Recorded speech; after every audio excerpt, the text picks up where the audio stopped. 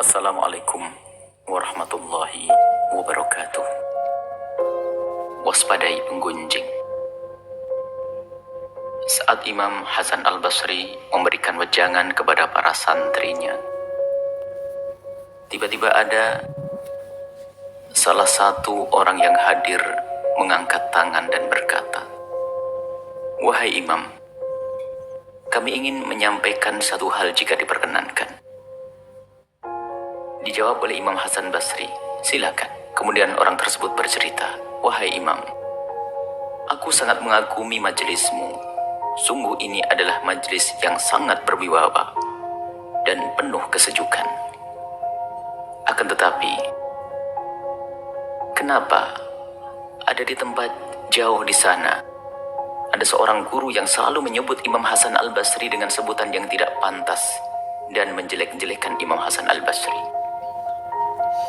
Sebelum orang tersebut selesai berbicara, Imam Hasan Al-Basri telah memotong pembicaraannya dan berkata, "Hentikan pembicaraanmu, wahai tamuku, dan sekarang dengarkanlah. Orang yang engkau sebut itu aku sangat mengenalnya, karena dia adalah salah satu sahabatku. Adapun yang engkau sampaikan kepadaku bahwa dia selalu membicarakan kejelekanku, maka ketahuilah, jika engkau berbohong, maka engkau harus dicambuk, sebab engkau telah berdusta."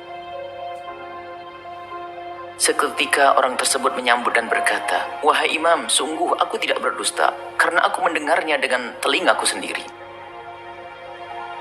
Kemudian Imam Hasan Basri melanjutkan pembicaraannya, "Dan jika apa yang engkau katakan itu adalah benar, maka engkau juga harus dicambuk karena engkau telah mengadu domba antara aku dengan temanku itu. Mana yang engkau pilih dari dua hal tersebut?" Mendengar ungkapan Imam Hasan Al-Basri ini, orang tersebut merasa malu dan akhirnya keluar dan bergegas meninggalkan majelis Imam Hasan Al-Basri. Sebuah kecerdasan hati memancar dari hati sang imam. Hati yang tanggap terhadap penyakit yang dikirim oleh otak-otak kotor dan hati-hati yang tidak terdidik. Menyebut kejelekan orang lain adalah antara menggunjing, mengadu domba, menfitnah, dan berdusta.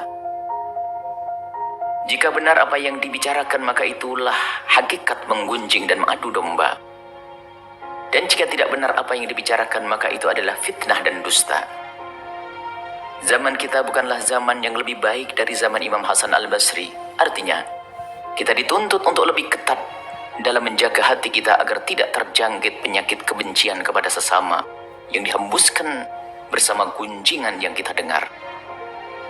Kita harus pandai menghentikan usaha orang-orang terlena dalam menghancurkan keindahan kita dalam bermasyarakat.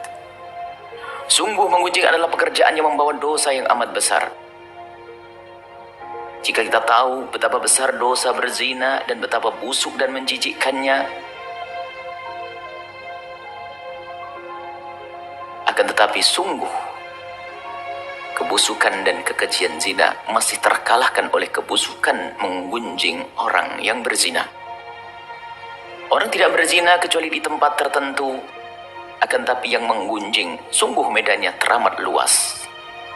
Kerlingan mata dan batuk yang dibuat-buat pun bisa mengandung makna gunjingan. Bahkan seorang yang lagi duduk di tengah masjid atau seorang ustadz yang lagi berceramah di atas mimbar pun bisa menggunjing dengan isyarat dan kalimat yang sangat lembut. Orang sering terlena dengan menggunjing, terbawa dalam sebuah perbincangan yang panjang lebar, tiba-tiba tanpa disadari, ia telah berada di tengah-tengah lautan gunjingan.